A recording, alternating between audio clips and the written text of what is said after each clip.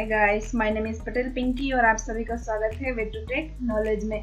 Guys, आज हम देखेंगे बैकग्राउंड साइज के बारे में कि हम कोई भी इमेज सेट करना है तो हम कैसे करें बैकग्राउंड में। ठीक है, साइज कितनी देनी है, कैसा रखना है, लेंथ कितनी रखनी है, परसेंटेज में देना है या पिक्सल में, वो हम देखेंगे। ठीक है गाइस, तो इस ट्यूटोरियल में हम CSS बैकग्राउंड के बारे में सीखने वाले हैं हिंदी में। ठीक है, बैकग्राउंड CSS के लिए बहुत सारी प्रॉपर्टी एंड वैल्यूज दी गई है जिनका उपयोग हम अपनी जरूरत के हिसाब से कर सकते हैं।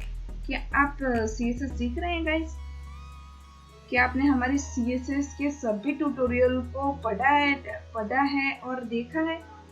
यदि नहीं तो आप हमारे वे टू टेक नॉलेज में जाइए और वहाँ पे step by step CSS and CSS3 के सारे CSS3 के प्लेलिस्ट है, उसमें स्टेप बाय स्टेप आप पढ़िए तो आपको ज्यादा से ज्यादा अच्छी तरह से पता चल जाएगा।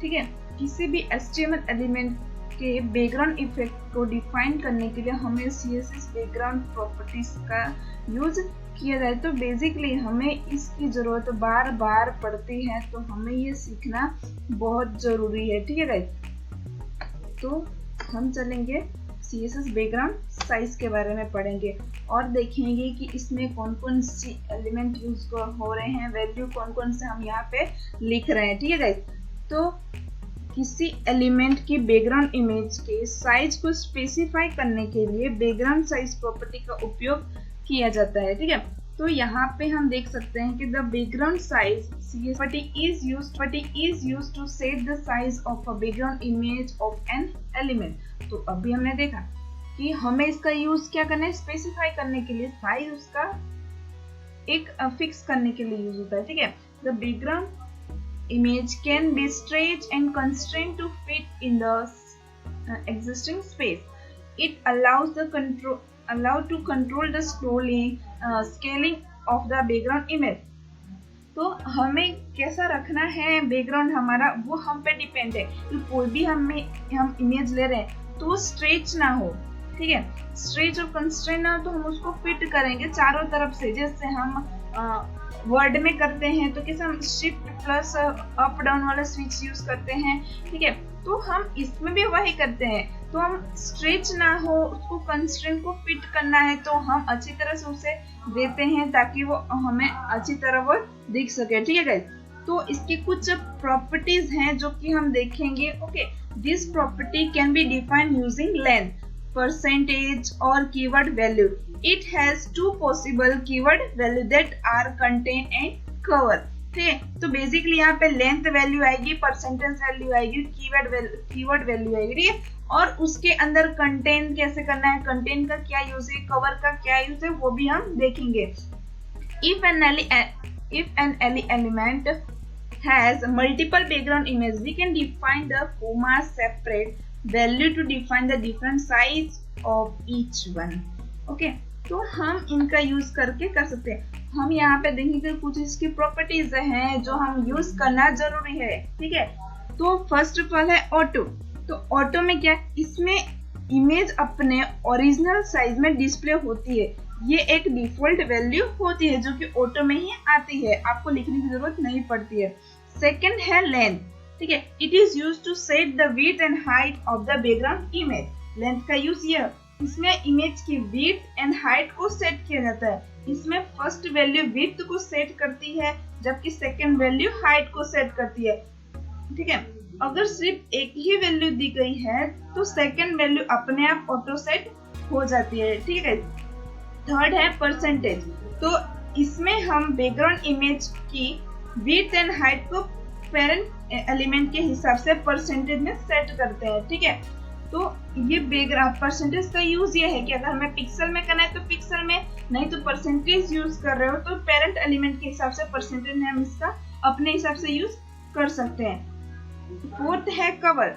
तो कवर का क्या है use, this value is use to reset the background image to cover an entry container. तो कंटेनर को कवर करने के लिए इसमें बैकग्राउंड इमेज को रिसाइज किया जाता है।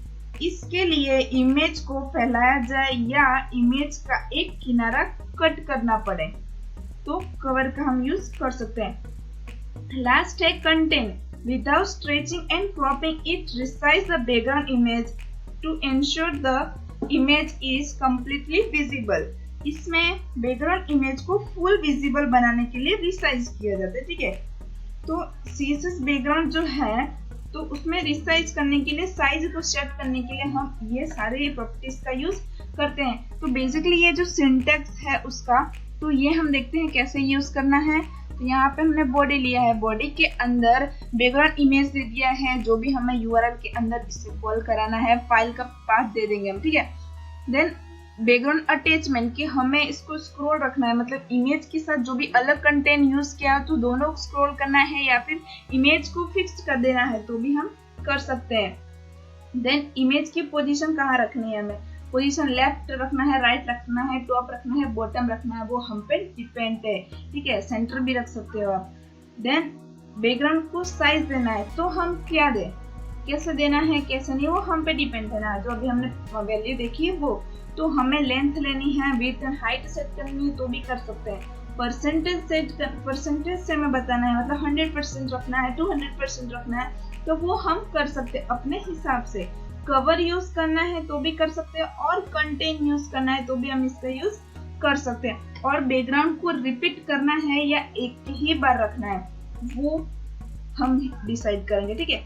तो चलिए इसका एक प्रैक्टिकल देखते हैं, तो ज्यादा आपको अच्छी तरह से समझ में आएगा। और इसको जो हम ब्राउजर पे रन करके देखेंगे तो आपको ज्यादा से ज्यादा अच्छी तरह से पता चल जाएगा, ठीक है। तो चलिए हम आ गए अपने टेक्स्ट एडिटर पे, और मैंने यहाँ पे एक HTML फाइल जो प्रोग्राम रन करके रखा है, ठीक है, उसको हम यहाँ पे सेव करेंगे और रन करके देखेंगे कि बेसिकली इसका इंटरफेस कैसा है, ठीक है। यहाँ पे हमने किया पेस्ट, रन किया,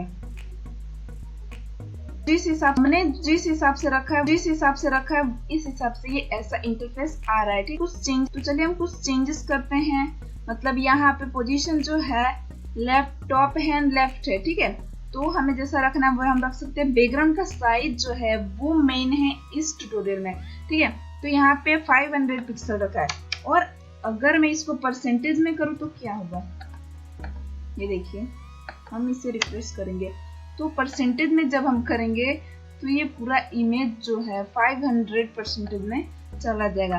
तो इसको हम खाली 100% में करते हैं और देखते हैं इसका इंटरफेस।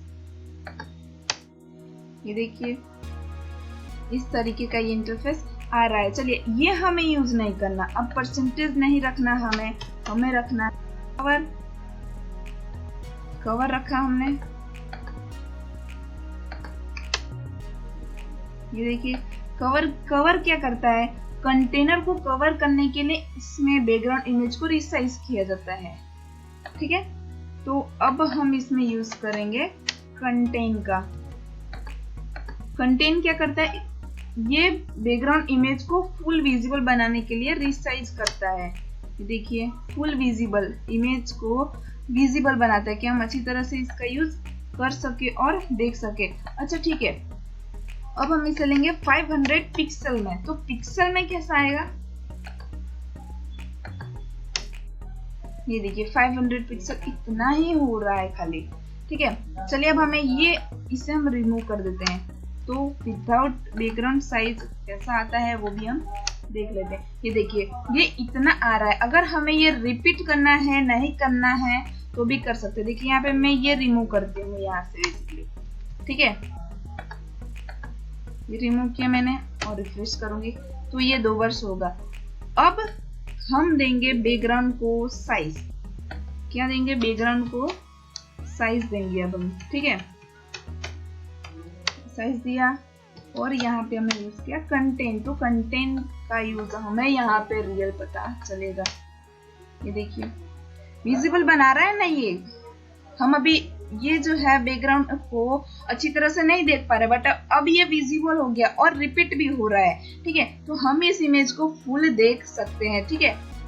और ये जो कंटेंट है वो हमने फिक्स किया है, इसलिए इमेज को हम स्क्रॉल नहीं कर सकते, ठीक है। तो ये था बैकग्राउंड इमेज के बारे में जो कि हमने यहाँ पे देखा, ठीक है गाइस। तो आई होप कि आपको समझ में आ गया होगा, ठीक है गाइस। Thanks for watching.